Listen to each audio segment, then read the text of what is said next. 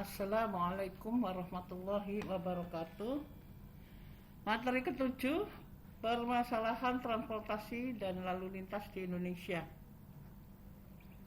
Ya, jadi permasalahan transportasi di Indonesia itu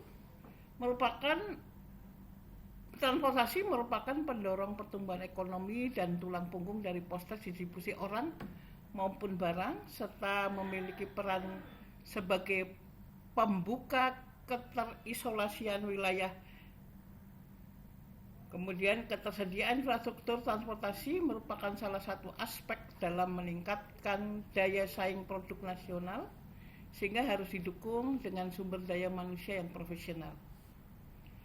Tanggap terhadap perkembangan teknologi dan kondisi sosial masyarakat. Kementerian Perhubungan senantiasa berupaya untuk dapat mengakomodasi kebutuhan masyarakat atas kualitas transportasi, baik dari aspek keselamatan, kenyamanan, pelayanan, dan ketersediaan kapasitas. Permasalahan transport yang masih dihadapi saat ini sangat beragam, sehingga perlu pendekatan secara menyeluruh dari berbagai aspek untuk menyelesaikannya. Permasalahan transportasi yang ada meliputi masalah aksesibilitas. Belum optimalnya penyelenggaraan dan pelayanan angkutan keperintisan. Keperintisan merupakan jalur pembuka terisolasinya suatu daerah untuk menghubungkan daerah satu dengan yang lain atau dari daerah minus ke daerah maju maupun berkembang. Permasalahan penyelenggaraan angkutan perintis yang paling menonjol adalah waktu pelayanan karena keterbatasan jumlah sarana angkutan laut perintis dan keterbatasan flight perintis. Yang kedua, masih kurangnya minat swasta dalam menyediakan infrastruktur transportasi. Masih rendahnya minat swasta dalam menyediakan infrastruktur transportasi dipengaruhi oleh faktor komitmen pemerintah dalam memberikan jaminan atas risiko dan permasalahan lahan, termasuk masalah perizinan yang berlaku di Indonesia.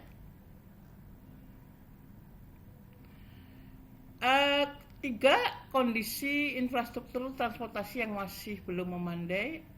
Sampai dengan awal tahun 2017, pertumbuhan panjang jalan kereta api belum menunjukkan pertumbuhan panjang yang signifikan. Hal ini disebabkan karena sebagian besar alokasi pembangunan KA diprioritaskan pada peremajaan atau pergantian rel karena kondisi rel yang telah cukup tua serta peningkatan jalur KA, jalur tunggal menuju jalur ganda. Pergantian rel dimaksud untuk peningkatan daya dukung kapasitas beban rel yang dilakukan dengan mengganti tipe rel dengan tipe yang lebih kuat seperti R42 dan R54 sampai dengan tahun 2017. Jumlah total panjang rel di Indonesia adalah 5.548,61 km dengan berbagai jenis rel. Yang keempat, terdapat beberapa PKN, PKW, KSN, dan simpulan transportasi belum terhubung dengan jalur kereta api seperti Pelabuhan Tanjung Mas karena masalah penertiban lahan oleh PT KAI dan progres konstruksi jalur kereta api Bandar Udara Adi Sumarmo yang terkendala pengadaan lahan masyarakat dan pemanfaatan lahan milik TNI Angkatan Udara.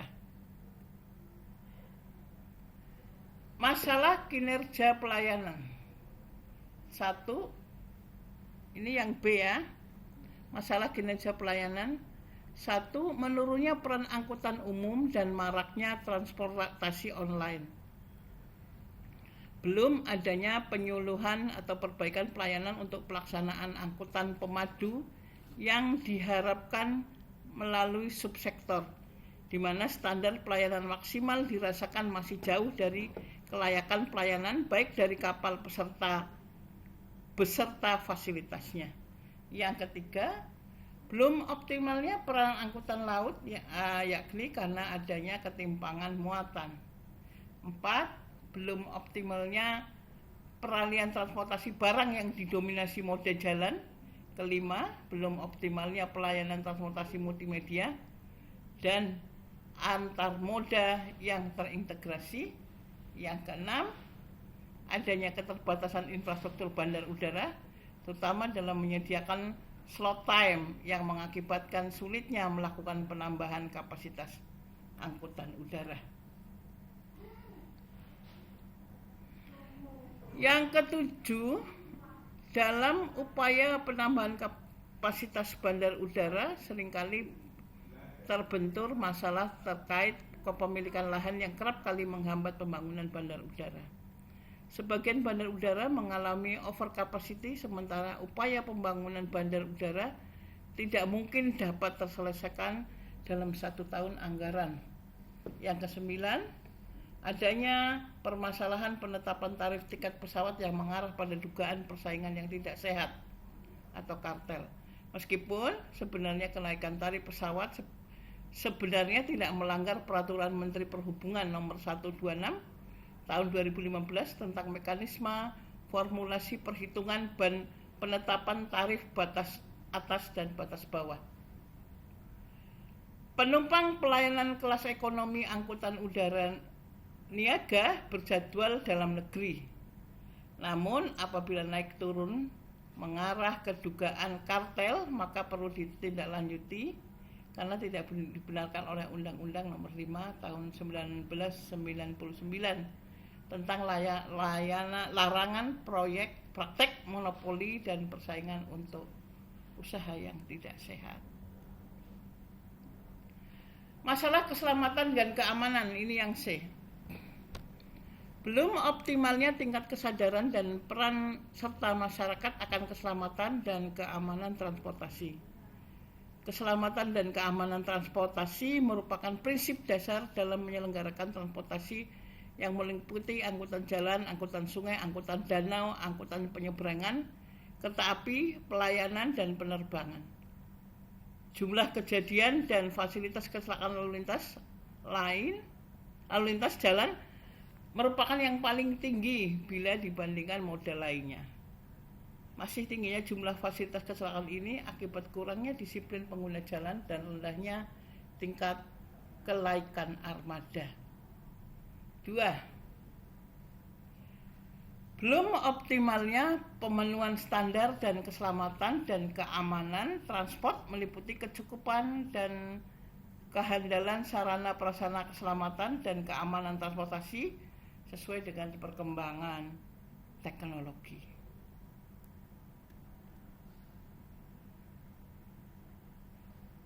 Ini 3, kurang optimalnya pelaksanaan perlindungan lingkungan yang diakibatkan penyelenggaraan transportasi.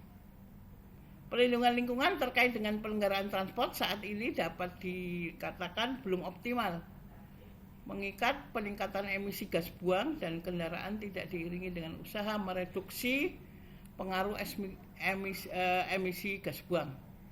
Misalnya melalui pengembangan ruang terbuka hijau, mekanisme punishment untuk kendaraan yang tidak lolos uji emisi, maupun penyediaan lokasi pengolahan limbah B3 yang dapat mengakomodir limbah pembuangan oli bekas tersebut.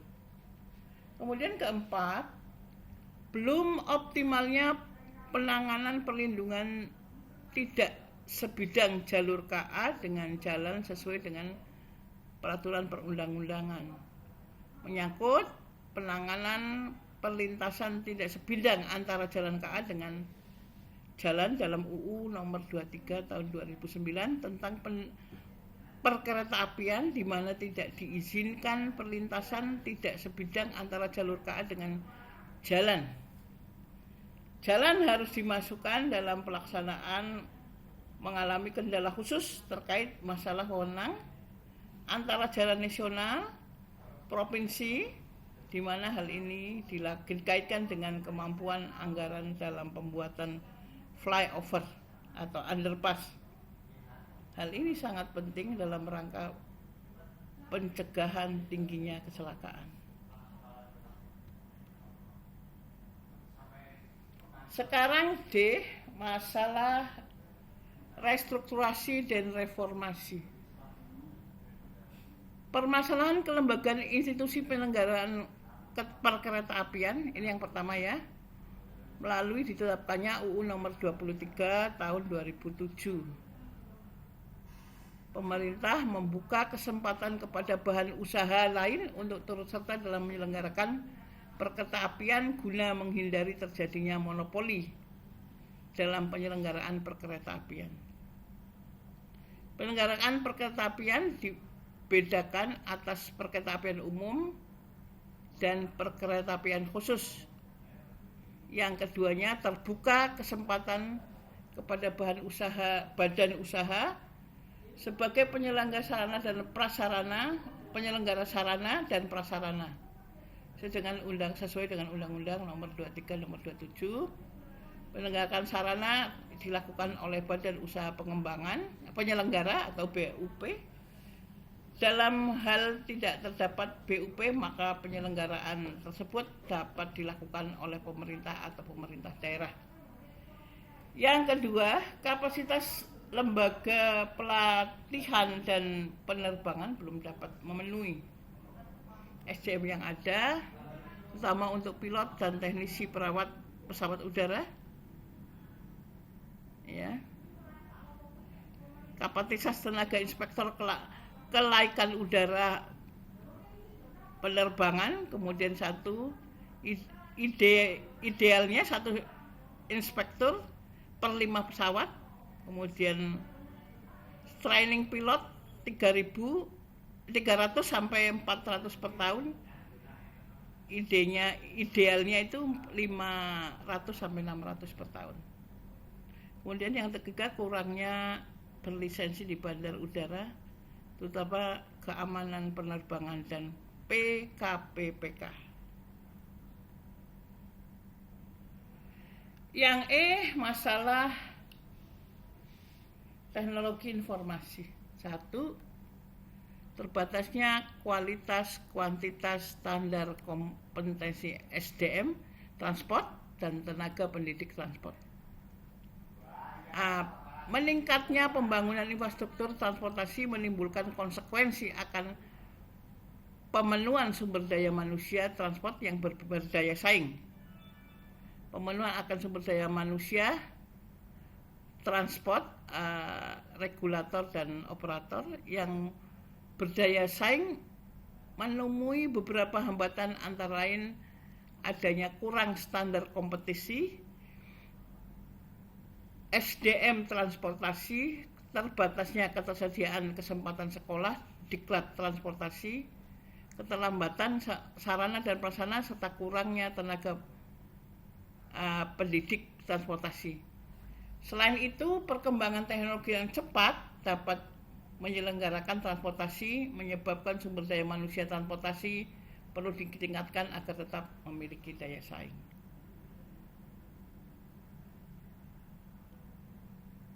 2. Belum optimalnya tindak lanjut rekomendasi hasil audit dan masih kurangnya kualitas dan kuantitas tenaga auditor internal, serta penggunaan aspek pengaruh teknologi informasi secara optimal.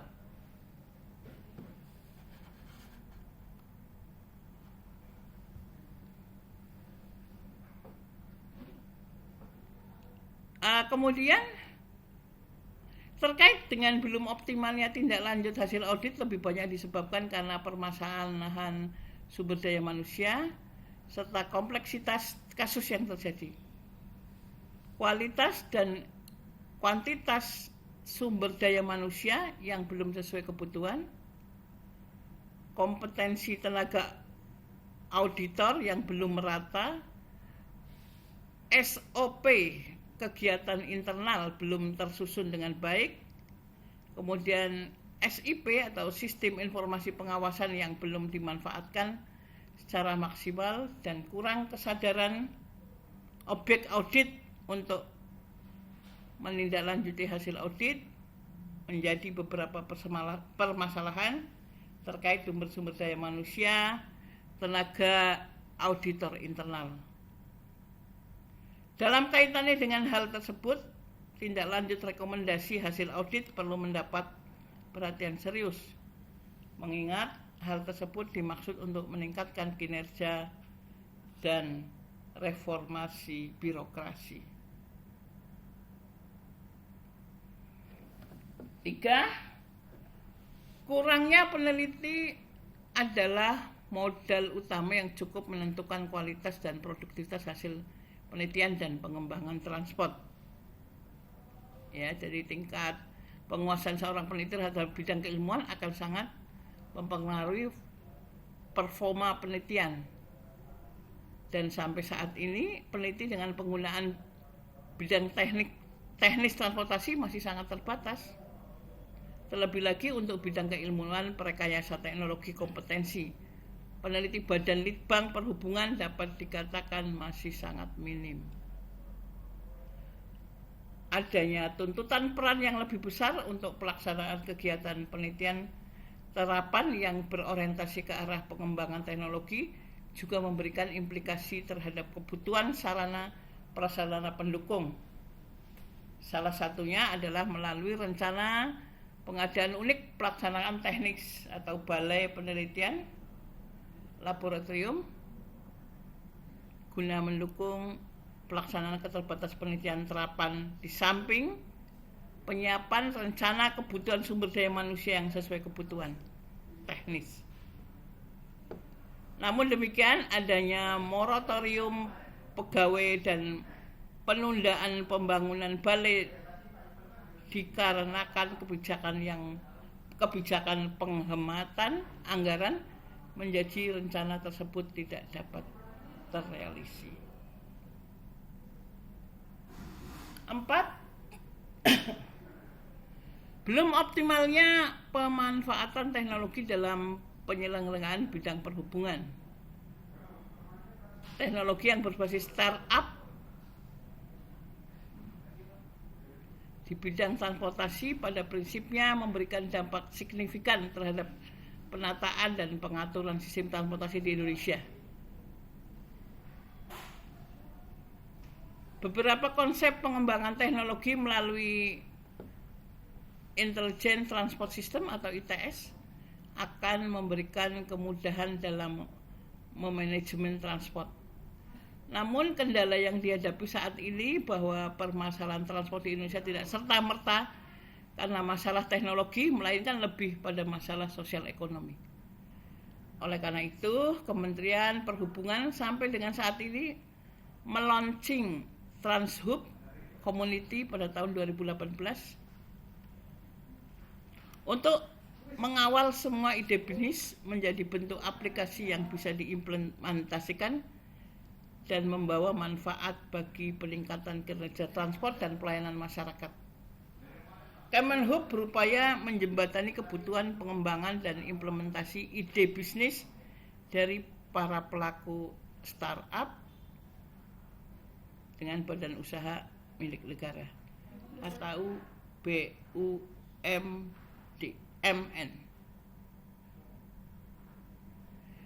5. Masih tingginya penggunaan bahan bakar minyak berbahan fosil dalam penyelenggaraan transportasi. Masalah lain yang dihadapi sektor transportasi adalah besarnya jumlah penggunaan BBM sebagai sumber energi transport. Penggunaan BBM untuk pengoperasian kendaraan menjadi beban berat bagi pemerintah dengan semakin menipisnya cadangan minyak bumi dan meningkatnya harga BBM di dunia. Penggunaan energi alternatif bahan bakar non BBM yang ramah lingkungan untuk pengoperasian kendaraan merupakan suatu keharusan. Selain mempunyai keuntungan ekonomis, Penggunaan energi alternatif non BBM juga dapat mengurangi dampak pencemaran lingkungan. Sekarang permasalahan lalu lintas di Indonesia. Permasalahan lalu lintas biasanya tumbuh lebih cepat dari upaya untuk melakukan pemecahan permasalahan transportasi, sehingga mengakibatkan permasalahan menjadi bertambah parah dengan berjalannya waktu. Untuk bisa memecahkan permasalahan lalu lintas perlu diambil langkah-langkah yang berarti atas dasar kajian dan langkah-langkah yang dilakukan di kota-kota lain. Misalnya kemacetan lalu lintas. Kemacetan adalah situasi atau tersendatnya yang ditandai dengan menurunnya kecepatan perjalanan, kecepatan yang harusnya atau bahkan terhentinya lalu lintas disebabkan karena banyaknya jumlah lalu lintas kendaraan melebihi kapasitas jalan. Kemacetan merupakan permasalahan yang umum terjadi, banyak terjadi di kota besar. Pada gilirannya menyebabkan kota menjadi tidak efisien dan dapat menyebabkan kerugian yang tidak sedikit. Ada pun faktor yang menyebabkan permasalahan kemacetan tersebut antara lain rasio infrastruktur transportasi dengan luas lahan. Yang kedua, jaringan jalan tidak memadai. 3, tata ruang tidak terkendali. 4, pertumbuhan kendaraan yang sangat tinggi. Yang kelima, tidak memadainya pelayanan angkutan umum. Dan keenam, pelanggaran lalu lintas yang tinggi. Yang B, kecelakaan lalu lintas. Angka kecelakaan di Indonesia cenderung cukup tinggi bila dibandingkan dengan negara di ASEAN. Berbagai langkah perlu dilakukan untuk bisa mengendalikan angka kecelakaan tersebut. Faktor menyebabkan terjadinya kecelakaan bisa 1, faktor manusia, 2, faktor kendaraan, 3, faktor jalan, dan 4, faktor cuaca. Kemudian kita yang ke C, manajemen lalu lintas yang tidak optimal. Dengan segala permasalahan kemacetan lalu lintas dan angka kecelakaan yang tinggi menjadi lebih parah kalau tidak didukung dengan manajemen lalu lintas. Untuk mengurangi angka kecelakaan, mengoptimalkan penggunaan jaringan jalan, dan meningkatnya efisiensi sistem transportasi. Sekarang kita sampai ke yang D, perencanaan lingkungan. Salah satu dampak negatif sebagai akibat performasi lalu lintas yang jelek, bahan bakar yang buruk, serta teknologi kendaraan yang sudah ketinggalan akan mengakibatkan pencemaran lingkungan.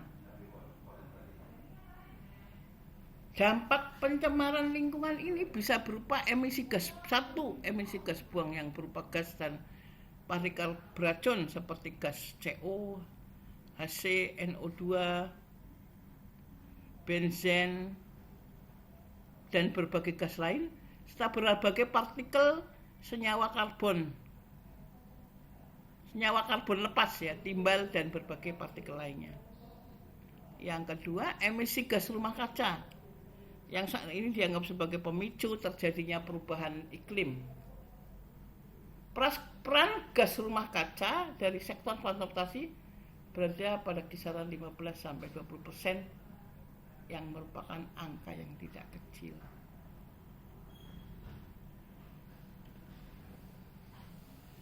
Demikian kuliah yang ke-7 tadi saya cukupkan sekian. Wassalamualaikum warahmatullahi wabarakatuh.